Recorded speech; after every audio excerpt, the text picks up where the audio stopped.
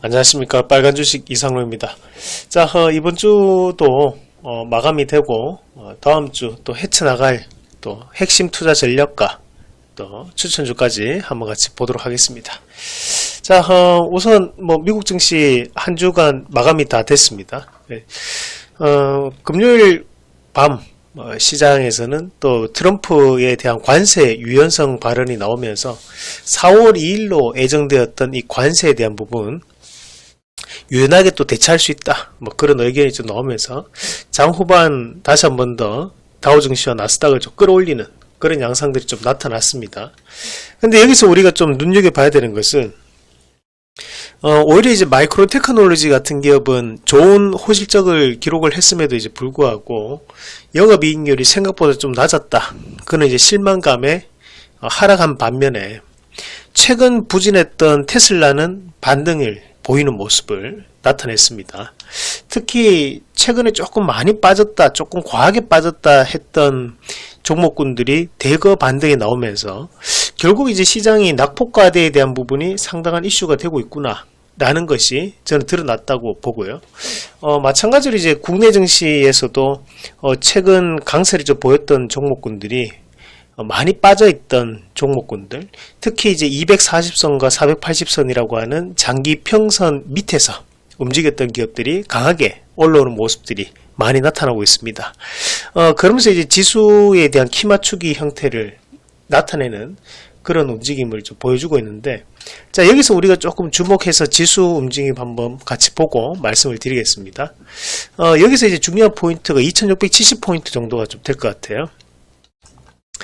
우리가 앞서서 이제 공부를 한번 해봤다시피 이 상방에 대한 이 고점을 터치를 한다는 것만으로도 추가적인 이제 돌파 가능성이 그만큼 높다라는 거거든요. 그래서 지금 우리가 봐야 되는 것은 3월 마지막 주에 이 2670포인트를 터치를 할 수 있느냐 없느냐. 자, 그것이 시장에 대한 변곡점으로 작용할 가능성이 높다 라고 봐요. 다행히 외국인들이 매수가 유입되면서 지금 지수를 올려내는 그런 양상들이기 때문에 지금 이런 2670포인트에 대한 돌파 여부, 그것이 시장의 핵심을 가르는 포인트가 될 수 있다는 점 좀 참고를 좀 하시면 좋을 것 같습니다. 자, 그러면서 지금 현재 시장에서는 또다시 한 번 더 주도주 패턴을 보여주는 것이 바로 이 반도체 쪽이라고 좀 봐야 될 것 같은데, 앞에서 공부했던 이 반도체 관련된 부분 좀 더 핵심적으로 정리해서 이번 주 공략할 수 있는 종목과 함께 말씀을 드리도록 하겠습니다. 오늘 이 수주 공시가 나왔어요. 삼성중공업이 에탄 운반선에 대해서 두 척 4661억 매출액의 약 5.8% 수주를 했다라는 공시 이슈가 나왔고, 우리가 이제 이 공시 이슈는 곧장 발표하지 않아도 됩니다. 사실 공시는 이제 이런 이슈는 아마 그 금액적인 부분 자체에 대한 기준선이 있는 걸로 제가 알고 있는데, 일반적인 수주 공시는 일주일 내에 발표를 하면 되는 걸로 제가 알고 있습니다. 그래서 지금도 보면 계약 수주는 3월 17일 체결된 것으로 보고되었다, 이렇게 나오죠. 근데 이제 우리가 이런 수주 공시는 잘 생각해 봐야 되는 것이 이 계약을 그냥 곧장 와서 갑작스럽게 서프라이즈하게 계약을 했을까요? 그렇게 하지는 않아요. 우리가 일반적으로 이런 계약이 이루어지려면 먼저 바이어 만나가지고 얘기하고 미팅을 몇 차례, 수십 차례 나누고 난 다음에 어떤 물건 보고 앞으로에 대한 브리핑 들어보고 그러고 난 다음에 계약을 하게 되죠. 그렇다 보니까 이거를 때문에 오늘 조선주들이 크게 올랐다, 이렇게 보는 것은 어렵다는 거죠. 다만 현재 대세의 흐름을 봤을 때 국내 조선소들에 대한 재평가가 나타나고 있는 과정이다 라는 정도로 해석을 하시면 좋을 것 같아요. 근래 보시면 조선 관련돼서 나쁜 뉴스가 나오지 않습니다. 그만큼 수주액이라든지 또는 업황에 대해서 기대감에 대해서 좋게 해석하면서 좋은 뉴스 많이 나오고 있고, 유일하게 나쁜 뉴스라고 본다면 이제 그거죠. 공매도에 대한 재개 가능성. 그만큼 공매도 재개에 대한 부분에서 가장 취약하다 얘기하는 것은 조선주들이 많이 올랐기 때문에, 그리고 외국인과 기관에 대한 매수가 꾸준하게 유입되었던 섹터이기 때문에 이 공매도에 취약하다는 얘기를 하는 거지. 만약에 주가가 하락을 했다면 상대적으로 이런 얘기도 안 나왔겠죠. 근데 지금은 상대적으로 올랐기 때문에 이런 얘기가 나오는 것으로 해석을 하면 된다라고 보시면 되고요. 자, 여기서 이제 우리가 집중해야 되는 것은 뭐냐 하면 에탄 운반선 여기에 집중해야 됩니다. 아, 두 척 수주했다. 좋다. 별표 3개. 자, 에탄 운반선이 왜 중요하냐? 자, 이 에탄 운반선이 과거에 2020년도에 나왔던 뉴스인데, 자, 이때 LNG선 VLEC 덕분에 한국 조선업 세계 선박 수주 2달 연속 1위를 차지했다라는 뉴스인데, 자, 여기에 나오는 VLEC. 자, 이게 뭐냐면, 이게 바로 초대형 에탄 운반선입니다. 자, 이 에탄 운반선은 우리가 VLEC라고 하는데, 여기에 따른 발주가 늘어났기 때문에 지금 바뀌었다는 거예요. 근데 그 밑에 글을 잘 보시면 영국의 조선 해운시황 분석기관 클락슨 리서치에 따르면 여기가 이제 대표적인 리서치 업체입니다. 지난달 전 세계 선박 발주는 86만 CGT로 기록했으며 이 가운데 한국은 73%에 달하는 63만 CGT를 수주했다라는 얘기를 했어요. 자, 근데 여기서 보시면, 자, 여기는 이제 36척 중에 이제 23척을 했습니다. 그러면 퍼센테이지로 따지면 66%인데, 그죠? 왜냐하면 36척 중에 23척이니까, 자, 요 정도 되겠다, 그죠? 그런데도 불구하고 66% 채 안 되죠. 왜냐하면 12개 하면 24개 해야지만 66%니까. 자, 그럼에도 불구하고 왜 73%가 되느냐? 요거는 이제 뒤에 나오는 이 CGT라는 것이 이제 표준 화물선 환산 톤수라고 합니다. 이게 무슨 말이냐 하면, 선박 안에는 우리가 여러 가지를 결정하는 부분들이 존재를 하는데, 작업 난이도가 쉽다, 어렵다. 자, 그리고 선박에 대한 부가가치가 높다, 낮다. 그리고 이게 대형선이냐 아니면 소형선이냐 이런 거에 따라 가지고 우리가 표준 화물선 환산 톤수를 달리 객관적인 수치로 매깁니다. 똑같은 배를 두 개를 놔두고 하나는 이제 기술력이 필요한 배고 하나는 조금 쉽게 만들 수 있는 배다. 그럼 똑같이 점수를 매기는 게 아니라 이 배는 둘 다 한 척 한 척을 수주할 수 있다라고 보는데 대신에 거기에서 작업 난이도와 선박의 부가가치와 대형선 여부를 판단을 해서 여기에 따른 부분에서 좀 더 가중을 주는 부분으로 진행을 한다는 거죠. 그러면 예를 들면 선정벌 CGT 개수를 따져보면 VLCC는 0.3 그리고 LNG 운반선은 0.75 여객선은 2.0 이런 식으로 개수 자체를 좀 더 높게 판단해서 줘요. 자, 그러면 당연히 이 CGT 개수가 높은 배일수록 작업 난이도가 있다라는 얘기죠. 자, 그런 것을 따져서 현재는 평가를 해야 된다는 거예요. 그래서 2020년도 같은 경우에는 저런 고부가치군에 대한 배들이 많이 수주가 되었기 때문에 한국이 조선 1등이었다. 그 얘기를 하는 거고, 그래서 지금 보면 우리가 과거 2020년도에 1등 할 때 잘 나갔던 LNG선이나 VLEC가 2020년도에 1등을 만드는 원동력이었는데 최근에 수주되는 내용들을 보면 대부분 다 LNG 운반선 또는 VLEC였습니다. 그죠? 그렇다 보니까 LNG 초전 보냉제라고 하는 동성화인택이나 또는 한국카본이 현재 신고가를 가고 있잖아요. 그죠?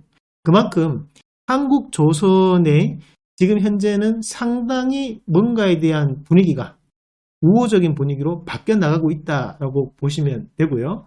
자, 이런 것들을 2024년도 기준으로 우리가 한번 판단해 보면, 자, 이 표는 2024년도 1월 달부터 10월 달까지 배를 수주했던 척과 그리고 이것을 CGT로 만들었을 때에 대한 표입니다. 자, 여기 보시면 수주되는 배를 건조되는 척을 보면 중국이 압도적으로 많습니다, 사실. 중국보다 한국이 더 많다, 이거는 뻥이에요. 가짜 뉴스입니다. 실제 표를 통계를 보더라도 중국이 압도적으로 우리나라보다 많아요. 그런데 여기서 이제 중요한 것은 뭐냐 하면, 자, 한국은 우리가 10월달 걸 한번 같이 보자고. 10월달 걸 보면 한국은 62 CGT고 그리고 척은 11척을 수주했어. 그러면 이거는 한 대당 얼마 정도 나와요? 지금 한 5.5 정도 나온다 그죠? 5.5 5.2 뭐 5.5 그 정도 나옵니다. 자, 그런데 중국은 158척이고 158 CGT고 거기에 60척을 납품했어. 그러니까 얘네들은 한 척당 얼마예요? 2, 6, 22 그러나 6, 5 그죠? 그러니까 2.5에서 한 2.6 되겠네. 그죠? 그럼 우리가 CGT로 따졌을 때는 약 2배 정도 더 높은 배를 현재 생산을 하고 있다는 얘기예요. 자, 그러면 그 위에 보면 대신 9월달을 보면 9월달은 우리가 63 CGT고 20척이니까 요거는 이제 3 정도 됩니다. 그죠?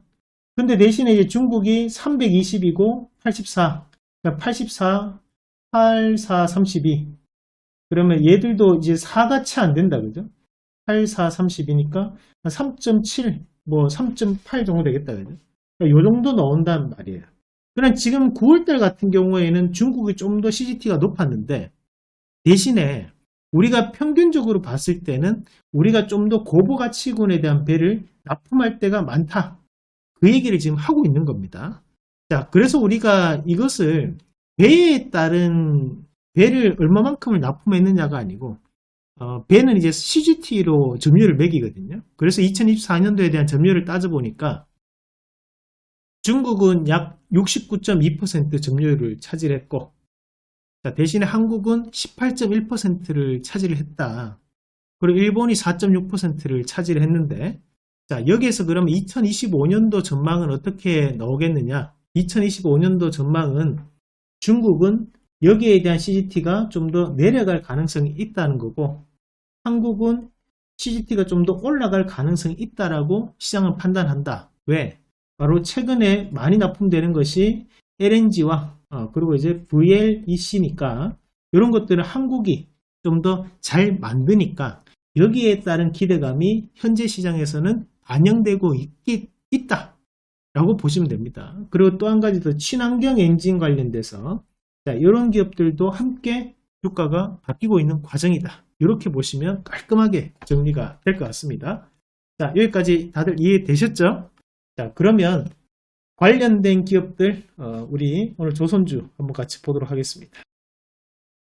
자, 우선 이제 조선주 얘기하면 가장 먼저 떠올라야 되는 것이 HD 현대그룹이에요. 그럼 HD 현대가 있고 자, 여기서도 이제 우리가 구분을 좀 해봐야 되는데 HD 현대가 있습니다. HD 현대라는 기업이 있고 HD 현대 안에 조선을 전체적으로 다 담당하는 나는 조선의 메카야. 이게 누구냐? HD 한국조선해양이에요. HD 한국조선해양. 그러니까 이 HD 한국조선해양 안에 거기 안에서 이제 우리가 HD 현대중공업, HD 현대미포, HD 현대사모 이런 기업들이 여기에 포함되어 있는 겁니다. 자, 지배구조를 잘 알고 계셔야 돼요. 그래서 나는 조선주 그냥 HD 현대그룹 좋다. 그리고 HD 현대를 하시면 돼요. 그런데 HD 현대는 현대오일뱅크도 HD 현대가 지분을 보유하고 있습니다. 그래서 HD 현대는 현대그룹을 모두 다 아우르는 기업이라고 보시면 됩니다. 그렇다 보니까 조선업종이 좋아서 투자하기에는 조금 쉽지 않은 기업이에요. 왜냐? 전체적으로 다 봐야 되기 때문에. 자, 그러면 아까 전에 얘기했던 것처럼 HD 현대중공업을 보면 HD 현대중공업은 이제 플랜트 사업에 대해서 좀 더 중점을 가지고 있는 기업이라고 보시면 되거든요. 근데 여기에 대한 부분 자체에서 지분 구조를 보면 누가 지분을 보유하고 있다고 했어? HD 한국조선해양이 보유하고 있다고 했지. 자, 그리고 HD 현대미포 보겠습니다. 자, HD 현대미포도 누가 들고 있어? HD 한국조선해양이 들고 있어. 한마디로 HD 한국조선해양이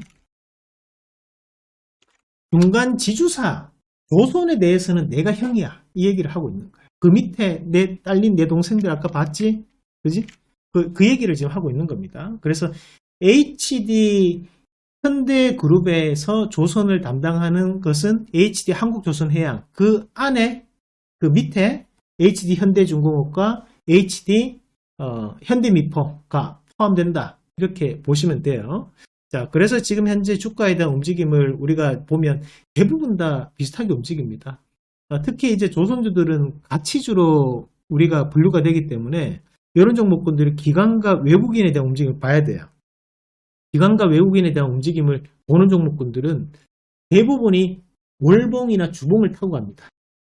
그러면 현재 이 HD 한국조선해양도 지금 보면 월봉상에서에 대한 움직임이 꺾이지 않았어요. 그만큼 꾸준한 추세적 상승을 좀 유지해주고 있다. 다만 단기적으로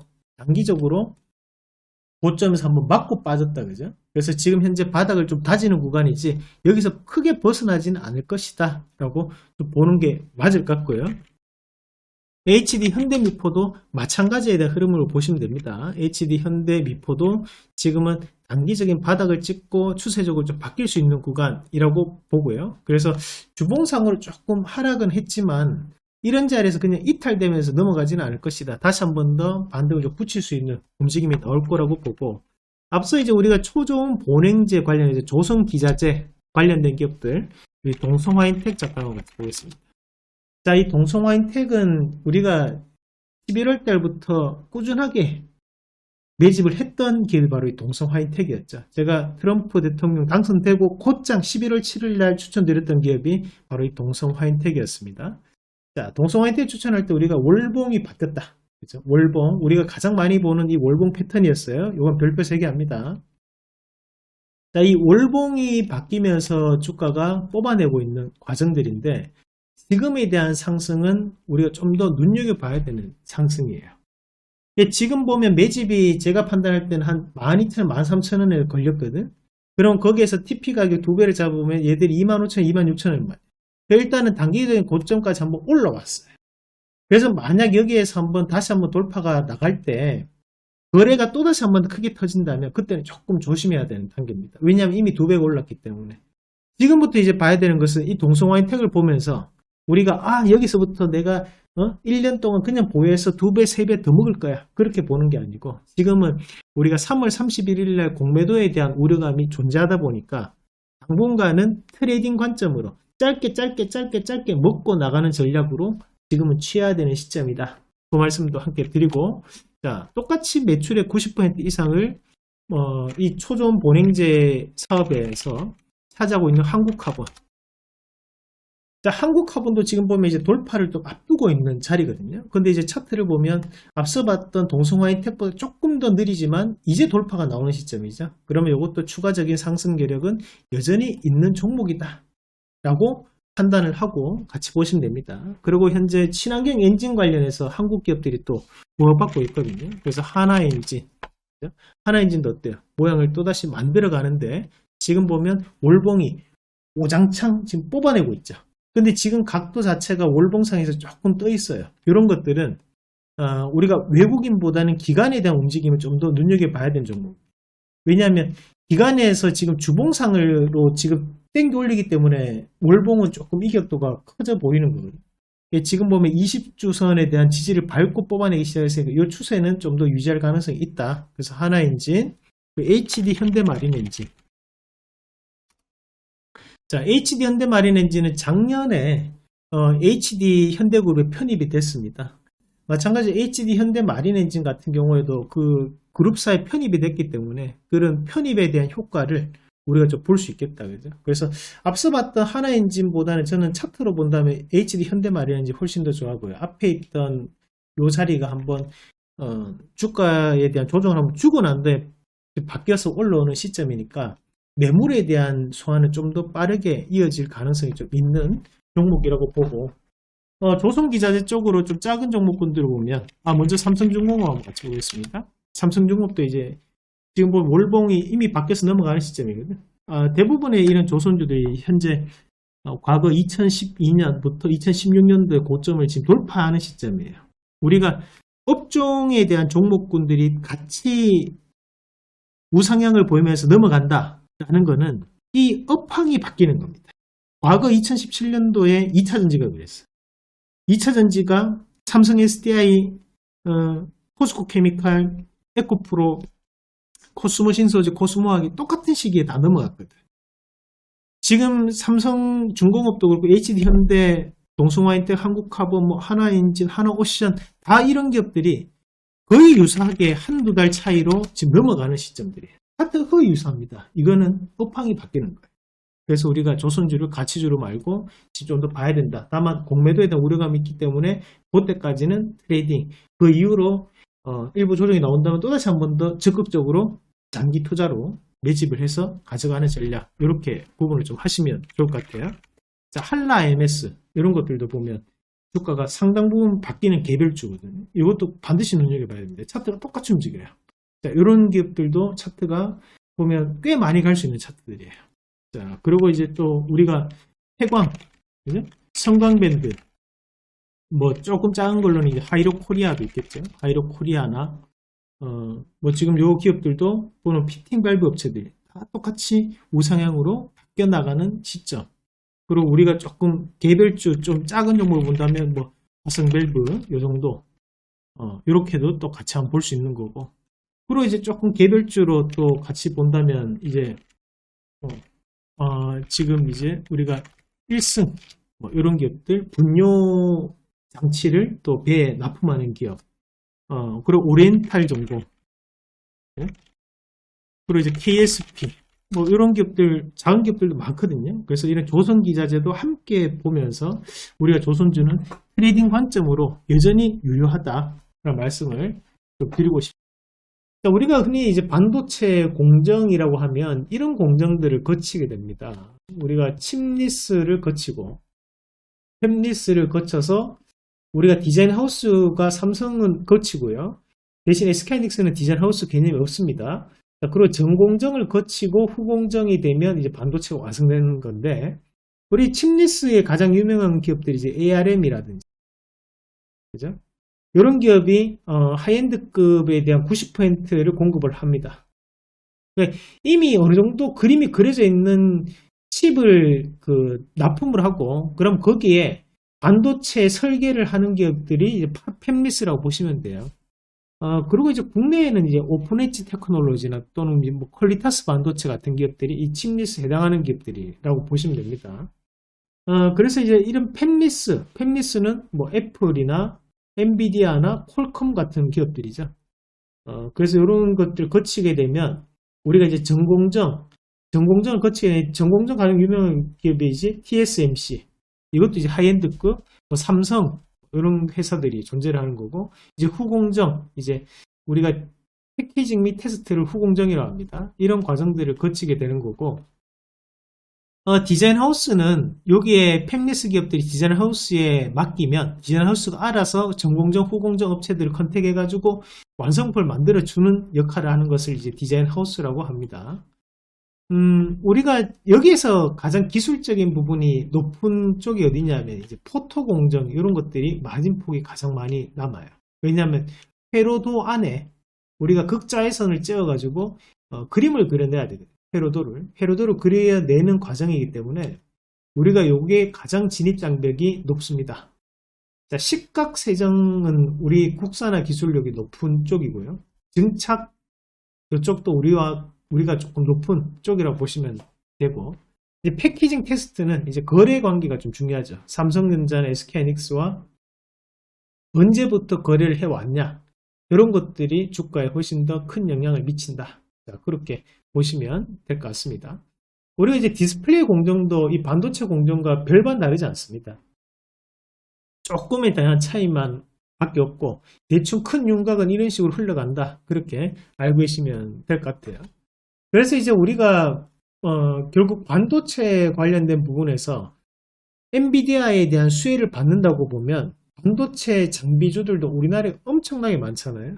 그리고 반도체 소재 관련주들도 많고, 그렇지만 여기에서도 결국에는 실질적으로 장비 업체에 대한 납품이 좀 더 확대될 수 있는 그쪽을 좀 더 봐야 되거든요. 우리가 앞에는 이런 전공정이라고 하는 이 공정에 대한 60%가 사실 전 세계 4가지 기업이 점유율을 60%를 보유합니다. 그게 랩리서치, 그리고 이제 어플라이드 머티리얼즈, ASML, 도쿄일렉트론, 이렇게 4가지 기업이 전 세계 60%를 차지하고 나머지 40%를 해외 그리고 국내 많은 기업들이 나눠 먹는 시기예요. 여기도 이제 이미 과점은 형성돼 있다. 그렇게 보시면 되는데요. 그렇다 보니까 반도체 장비주를 투자했을 때는 실적이 정말로 이루어지느냐 이거보다는 기대감에 대한 부분이 좀 더 크게 작용하는 것이 현재까지에 대한 움직임이다. 그렇게 보시면 되겠습니다. 자, 그래서 보면 우리가 노광, 식각, 세정, 평판, 이온주의, 방막, 열처리, 측정, 분석까지를 우리가 이제 전공정이라고 합니다. 근데 여기서도 보면 사실 노광 이런 거는 우리나라 업체가 이제 전무합니다. 사실 국산화 장비를 만들기 대단히 어려운 부분이고 대신 이제 식각 세정이 보면 국산화 기술이 상당 부분 올라와 있어요. 자, 이게 조금 비하인드 스토리가 있는데 이런 식각 세정 분야 같은 경우에는 국내 기업들이 좀 올라올 수 있는 이유 중에 한 개가 이게 환경오염을 좀 유발시켜요. 왜냐하면 식각 세정을 해야 되다 보니까 이제 반도체 용수 같은 걸 많이 쓰게 되거든요. 근데 이런 유해 물질들이 많이 나오게 되죠. 그래서 미국에서는 이쪽에 대한 발전이 크게 이루어지지는 않았고 그렇다 보니까 이제 이런 허드렛 일 한편적으로 허드렛 일 볼 수 있죠. 왜냐하면 노광을 해서 깎아내는 작업과 그 씻어내는 작업을 하는 거기 때문에 그러니까 여기에 이 과정들에 대한 부분 자체를 이제 해외에서 많이 조금 받아오는 경향이 있습니다. 그리고 이제 평판 자, 이런 것도 이제 깎아내는 거니까 이런 것도 높죠. 자, 그리고 방막 등창 이제 덮어내는 겁니다. 그리고 이런 것들 열처리까지 이런 것들은 이제 국산화 기술력이 높다. 그리고 우리는 SK하이닉스나 삼성전자가 있다 보니까 패키징 및 테스트 공정에 대해서 또 국산화율이 상당히 높게 나타난다. 그러면 이제 우리가 이런 걸 보더라도 결국에는 종목을 공략하려고 하면 여기 이 국산화율이 높은 국내 기술 수준이 높은 쪽에 대한 부분을 공략을 하는 것이 지금 현재로서는 가장 크게 상승 가능성이 좀 있는 부분이에요. 사실 2024년도에 반도체 관련된 기업들, 반도체 장비주들이 크게 상승할 때 가장 큰 베네핏을 받아왔던 게 패키징 테스트 기업들이거든요. 자, 왜 이런 기업들이 많이 움직일 수밖에 없느냐? 결국 직접적인 수혜를 받는 기업들이라는 거죠. 삼성전자나 SK하이닉스가 이쪽은 진입장벽이 낮기 때문에 지금까지 거래를 많이 해왔던 기업들을 다시 한 번 더 선택할 때가 많습니다.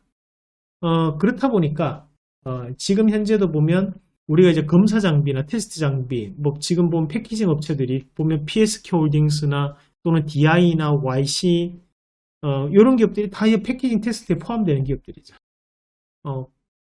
그렇다 보니 지금 현재로서는 이런 반도체 국산화에 대해서 국산화율이 높은 공정에 있는 장비 업체들을 지금은 조금 눈여겨보고 거기에 따른 부분에서 앞으로도 이제 HBM이나 CXL 관련된 이슈가 나올 때도 그 관련된 종목군들이 움직임이 좀 나올 수 있다.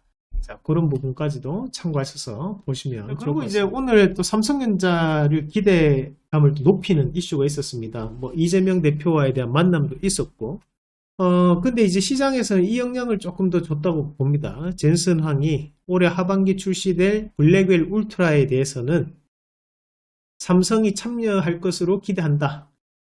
항상 이게 보면 약간 갑의 입장에서 희망 고문 같은 그런 얘기를 이제 젠슨 황이 잘 던집니다. 정말 이제 립 서비스를 잘하는 인물 같아요.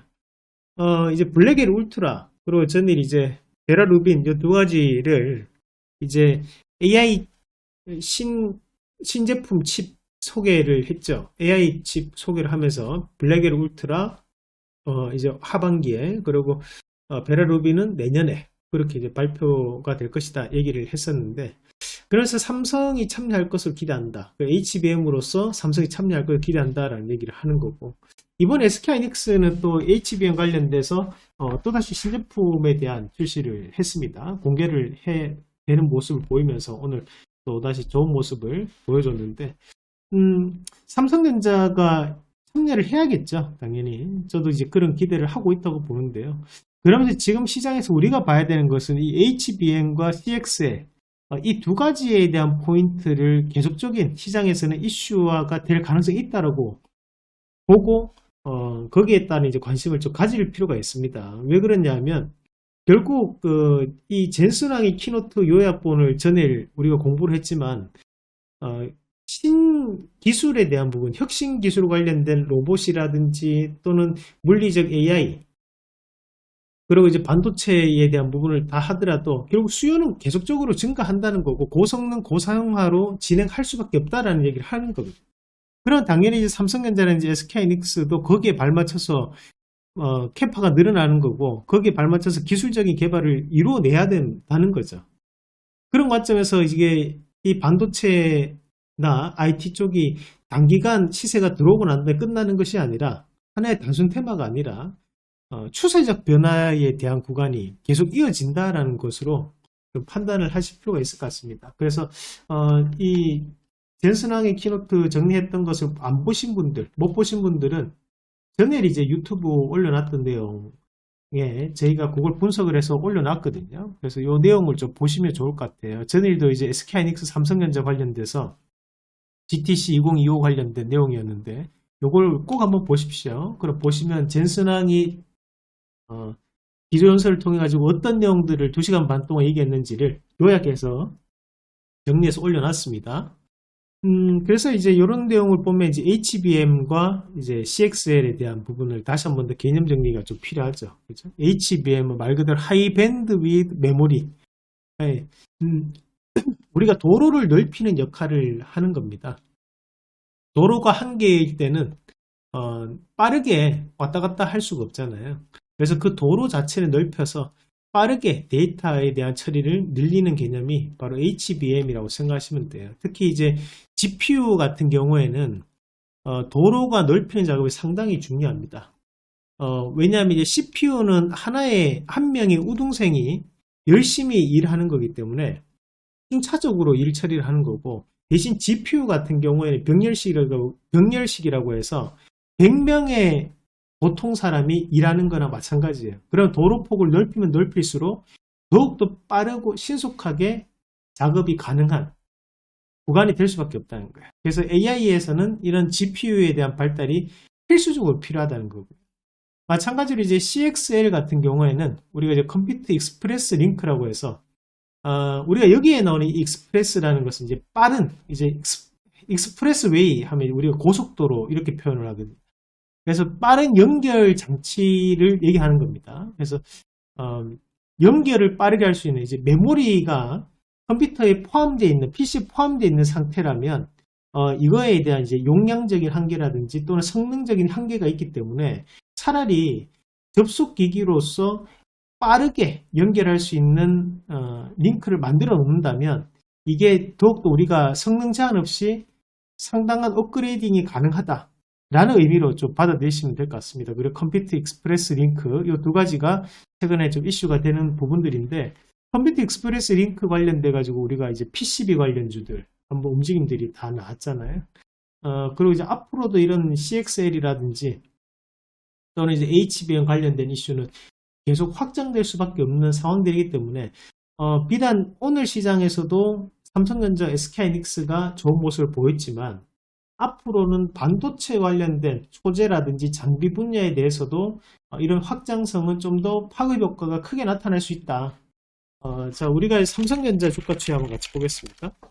자, 삼성전자가 지금 이제 장기 평가에 대한 이격도가 꽤 크게 나타나 있습니다. 그럼에도 불구하고 이제 상방에 있는 자리다 보니까 앞에 물량에 대한 소화를 해나가면서 올라가야 되거든요. 그래서 우리가 조금 조정이 나오더라도 건전한 조정이라는 부분으로 해석을 해줘야 되는 거고요. 자, SK하이닉스도 한번 같이 보겠습니다.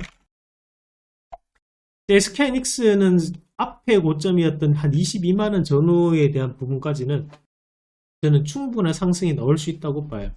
우리가 이제 엔비디아가 지금 이제 1분기 실적 발표 이후에 또다시 2분기, 3분기, 4분기 넘어야 또다시 수요가 또 증가할 수 있는 전문가들의 예상치가 나오고 있는 상황들이기 때문에 거기에 따라서 SK하이닉스도 좀 더 추가적인 상승 가능성이 높다라는 부분으로 보고, 지금 이제 앞에서 주가가 한번 들어 올렸다가 빠지는 양상들이 나타나 이렇게 큰 폭의 하락세는 오히려 개인들의 물량을 좀 떨어내면서 좀 더 주가를 쉽게 올릴 수 있는, 가볍게 만들 수 있는 그런 요인이 되기도 합니다. 그래서 변화를 좀 기대해 볼 수 있는 부분이라고 보고, 마찬가지로 이제 SK하이닉스 관련주로 우리가 말씀드렸던 거 이제 주성 엔지니어링 이런 것들이 현재 신고가 움직임을 보이고 있는 양상들인데 지금 현재 신고가에 들어갔던 자리는 상당히 중요한 자리입니다. 그래서 이런 이제 주성 엔지니어링이라든지 또는 반도체 소재 관련해 가지고 뭐 ENF 테크놀로지 이 정도는 좀 반드시 좀 알아두시면서 좀 공략을 하시면 좋겠다. 그리고 우리가 이제 삼성전자 관련이라고 하면 FST나 이런 기업들도 항상 얘기가 많이 나오고 유진테크라든지 그죠? 이오테크닉스 이게 단골로 매번마다 나오는 기업들입니다. 그래서 반도체에 대한 부분이 얘기가 나올 때마다 가장 대표적인 장비 업체들로 얘기가 많이 나오는 기업들이 이런 기업들이기 때문에 그래서 반드시 다시 한번 체크를 하시면서 우리가 이제 이오테크닉스나 유진테크, 그 STI, 테스, 뭐 앞서 우리 주성 엔지니어링, 그리고 이제 소재 분야는 ENF 테크놀로지, 덕산 하이메탈, 네? 덕산 하이메탈,